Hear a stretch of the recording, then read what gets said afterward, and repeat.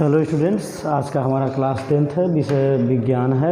आज हम पढ़ेंगे जंतुओं में श्वसन। हमने आपको कल वाले क्लास में बताया था पादपों में श्वसन, मतलब पेड़ पौधों में कैसे श्वसन होता है। तो मैंने इसमें बताया था आपको कि जड़ों द्वारा कैसे श्वसन करते हैं सब, फिर पत्तियों द्वारा है, तने द्वारा है। मतलब ये 3 प्रकार के थे जिसमें पेड़ पौधे अपने पत्तियों से और जड़ों से और तने से श्वसन करते हैं। आज का हमारा टॉपिक रहेगा जंतुओं में श्वसन। तो कल तो हमने पेड़ पौधों में पढ़ा था, अब आज हम पढ़ेंगे जंतुओं में कैसे श्वसन होता है। तो कुछ जंतुओं, ध्यान दीजिए, जो निम्न वर्ग के जंतु होते हैं, जो लोअर कैटेगरी वाले होते हैं,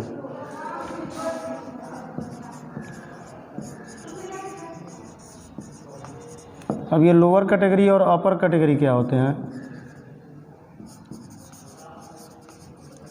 ध्यान दीजिए। ये जो लोअर और अपर कैटेगरी में जंतुओं को रखा गया है, एनिमल्स को, इसमें एक चीज़ मैं बता देता हूँ आपको। जो लोअर कैटेगरी वाले रहेंगे वो लेस डेवलप्ड रहेंगे,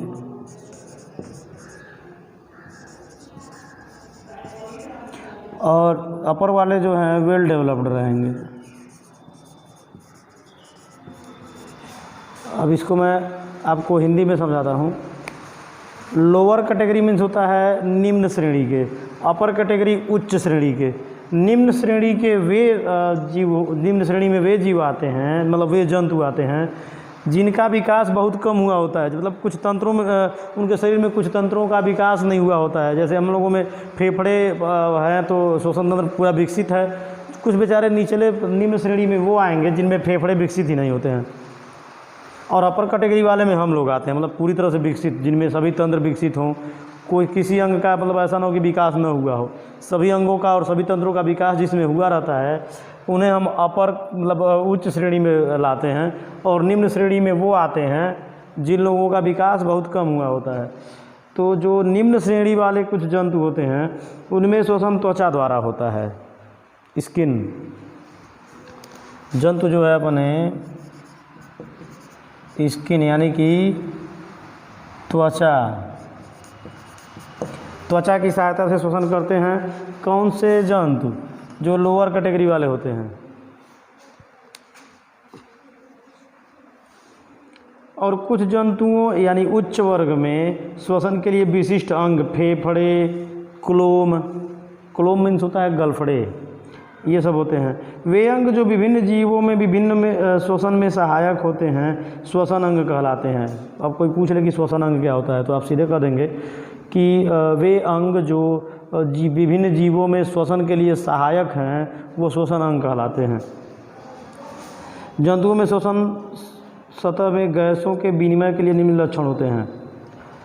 देखिए, कुछ जैसे हम लोगों का फेफड़ा है, गैसों का विनिमय करता है, मतलब कार्बन डाइऑक्साइड को छोड़ने में और ऑक्सीजन को लेने में ये सहायता करता है। मछलियों में गलफड़े हैं, वो भी ऑक्सीजन को लेने और कार्बन डाइऑक्साइड को छोड़ने में सहायता, मतलब गैसों का विनिमय हो रहा है। कार्बन डाइऑक्साइड छोड़ा जा रहा है, ऑक्सीजन लिया जा रहा है, तो इसको हम गैसों का विनिमय कहते हैं। तो यह पतली और मुलायम सतह होती है। जो भी सतह, जैसे हम लोगों का नाक के अंदर का त्वचा है और नली है जो सांस वाली, उसके अंदर की दीवार, और जो फेफड़े हैं उसके अंदर की दीवार बहुत मुलायम होती है। तो इसी तरह से मछलियों में जो गलफड़े होते हैं उसकी त्वचा भी बहुत मुलायम होती है। मतलब मुलायम इसलिए होती है ताकि उसमें से आसानी से जो गैस हैं वो बाहर आ सकें और अंदर जा सकें, मतलब जिनका विनिमय हो रहा है। फिर दूसरा, यह नमी युक्त होनी चाहिए। जो श्वसन के लिए अंग हैं उनमें नमी होनी चाहिए। जैसे हम लोगों के श्वसन में भी नमी होती है, हम लोगों के नाक में श्लेष्म भरा होता है, मतलब अंदर की तरफ जो सर्दियों में बाहर आता रहता है उसको श्लेष्म कहते हैं। तो नमी होती है जिससे विसरण की क्रिया बड़ी तेज़ी गति से होती है। अगर नमी न रहे तो विसरण बहुत धीमा होगा। श्वसन तंत्र में नमी होना इसलिए आवश्यक है ताकि जो विसरण की प्रक्रिया है वो तीव्र गति से हो।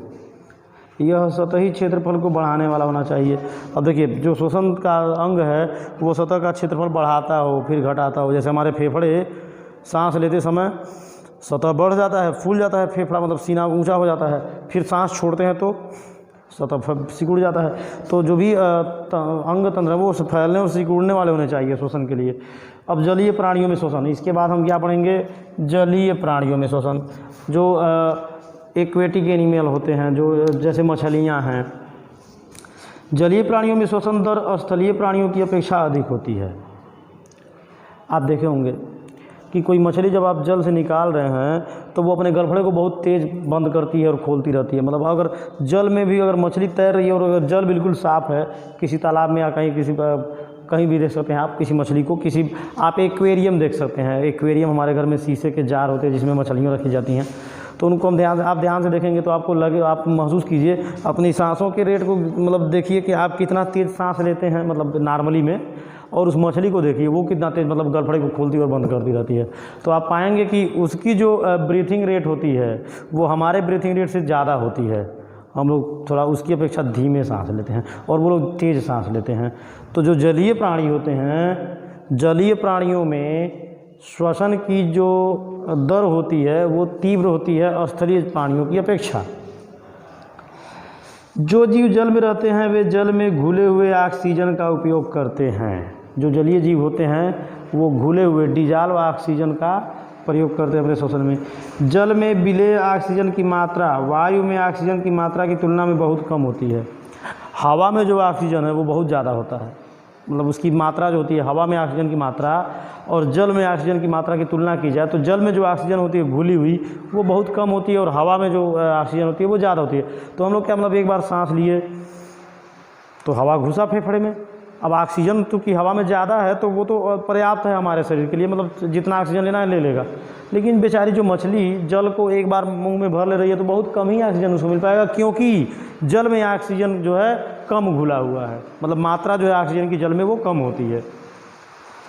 इसलिए जलीय प्राणियों की श्वास दर स्तरीय प्राणियों की अपेक्षा तीव्र होती है। तो अभी मैंने बताया ना कि ये श्वास दर जो रेस्पायरेशन रेट होता है वो वाटर में रहने वाले जो एनिमल हैं उनमें तेज होता है, फास्ट होता है। इसके बाद है स्थलीय प्राणियों में श्वसन। स्थलीय प्राणी श्वसन के लिए वायुमंडल की ऑक्सीजन का प्रयोग करते हैं, जैसे हम लोग हैं हवा में जो ऑक्सीजन है उसका प्रयोग कर रहे हैं। विभिन्न जीवों में ऑक्सीजन भिन्न भिन्न अंगों द्वारा अवशोषित होती है। ऐसा नहीं है कि जितने भी जो स्थल पर पाए जा रहे हैं सब में केवल फेफड़े ही होंगे, अलग अलग जीवों में अलग अलग अंग होते हैं जिसकी सहायता से वो अपने श्वसन क्रिया को या ऑक्सीजन के मतलब गैस को ग्रहण करते हैं। अब जैसे हम लोग हैं तो हम लोग फेफड़े से करेंगे, फिर जो कीड़े मकोड़े हैं वो ट्रैकिया से करेंगे, कुछ जैसे मैंने बताया ना कि जो निम्न वाले हैं कुछ त्वचा से श्वसन कर लेंगे। विभिन्न जीवों में ऑक्सीजन भिन्न भिन्न अंगों द्वारा अवशोषित होती है। इन सभी अंगों की एक निश्चित संरचना होती है जो उसके सतही क्षेत्रफल को बढ़ाता है। परिणाम स्वरूप वह अंग ऑक्सीजन बाहुल्य वायुमंडल के संपर्क में रहता है। ऑक्सीजन जहाँ पर बहुत ज़्यादा हो मतलब ये वायुमंडल में जहाँ पर ऑक्सीजन की मात्रा ज़्यादा होती है वह अंग उसी तरफ पाया जाता है। जैसे हमारी जो नाक है वो नीचे नहीं पाई जाती है, पैर में तो नाक होता नहीं है। नाक यहाँ पर क्यों होता है?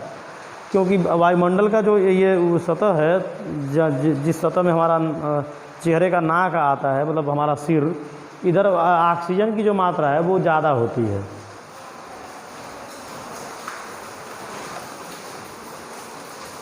कुछ जंतुओं के मुख्य श्वसन अंग, अब देखिए उदाहरण में हम कुछ जंतुओं के मुख्य श्वसन अंग आपको बताते हैं।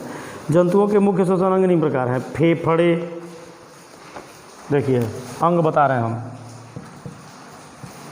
फेफड़े हैं, फिर है त्वचा, इसके बाद है क्लोम, क्लोम को आप गलफड़े कह सकते हैं।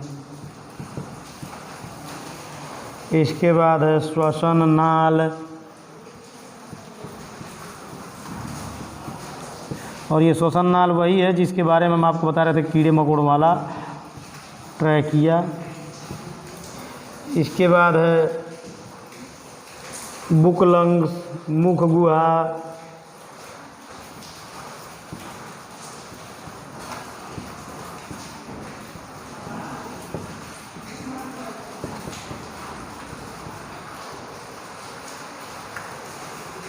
अब इसके बारे में देखिए। अब ये जो श्वसन अंग हैं किन जीवों में कैसा काम करते हैं उसके बारे में जानिए। फेफड़े किस में पाए जाते हैं, मतलब कौन कौन से जीव जो हैं फेफड़े से श्वसन कर रहे हैं। तो इसमें है मनुष्य, मेढक, पक्षी, छिपकली, पशु।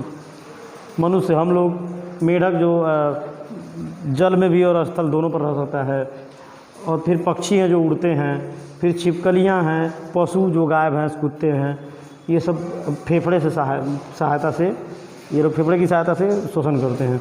त्वचा से कौन करता है? मेढक और केंचुआ। मेढक जो है फेफड़े और त्वचा दोनों से सांस लेता है, जबकि केंचुआ केवल अपने त्वचा से सांस, जो केंचुए मिट्टी में रहते हैं पतले पतले लंबे लंबे, वो लोगों में श्वसन त्वचा द्वारा होता है। केंचुए और मेढक में श्वसन त्वचा द्वारा। अब क्लोम या गलफड़े, ये तो अभी आपको पता ही होगा, गलफड़े मछलियों में हैं। क्लोम मेढक का लार्वा मछली और झींगा। मेढक का लार्वा आप देखे होंगे, मेढक जब बहुत मतलब अंडे से निकलते हैं, जो उसके मेढक के जो बच्चे, वो बिल्कुल देखने में मछली की तरह होते हैं, सब तैरते हैं, पूंछ भी होती है। और जब और बड़े हो जाते हैं तो मतलब जो अंतर ये है कि मछलियों में पैर नहीं होता है, लेकिन मेढक का जो बच्चा रहेगा उसके 2 आगे के पैर रहेंगे, पीछे का नहीं रहेगा, मतलब पीछे पूंछ रहती है उसकी साथ। वो तो उनमें अभी फेफड़े विकसित नहीं होते हैं। मेढकों के जो लार्वा होते हैं बच्चे, उनमें फेफड़े विकसित न होने से वो श्वसन जो है गलफड़ों की सहायता से करते हैं। तो देखिए, मेढक फेफड़े की सहायता से श्वसन करता है, त्वचा से भी करता है। और उस मेढक के जो बच्चे हैं, टेडपोल लार्वा जिसको आप कहते हैं, वो क्लोम यानी गलफड़े से सांस लेता है। श्वसन नाल ट्रैकिया क्या होता है? कीट में हम बता चुके हैं, जो ट्रैकिया होता है कीड़े मकोड़ों में। आप कभी किसी तिलचट्टे को देखे होंगे, मान लीजिए ये एक तिलचट्टा है,